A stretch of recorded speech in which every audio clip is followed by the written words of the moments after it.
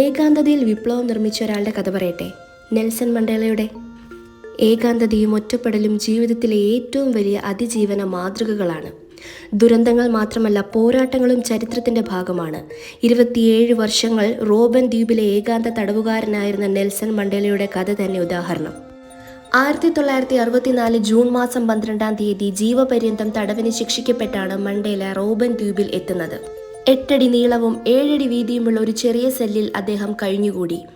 സ്വാതന്ത്ര്യദാഹം ഒരിറ്റുപോലും ചോർന്നു പോകാതെ അദ്ദേഹം അവിടെ തുടർന്നു. ഇതിനിടയിൽ വിദൂര വിദ്യാഭ്യാസം വഴി നിയമബിരുദം നേടാൻ മണ്ടേലയ്ക്ക് കഴിഞ്ഞു. 1990 ജയിൽ മോചിതനാകും വരെ അദ്ദേഹം തന്റെ പോരാട്ടം തുടർന്നുകൊണ്ടിരുന്നു. സമാധാനത്തിനും വർണ്ണവിവേചനത്തിനും എതിരെയുള്ള ഏറ്റവും വലിയ സംഭാവനകളിൽ ഒന്നായിരുന്നു മണ്ടേലയുടെ ജീവിതം. അതും കടുത്ത ഏകാന്തതയും പീഡനങ്ങളും നിർമ്മിച്ച പരിതസ്ഥിതിയിൽ നിന്നും ലോകത്തെ പ്രചോദിപ്പിക്കാൻ അദ്ദേഹത്തിന് കഴിഞ്ഞു.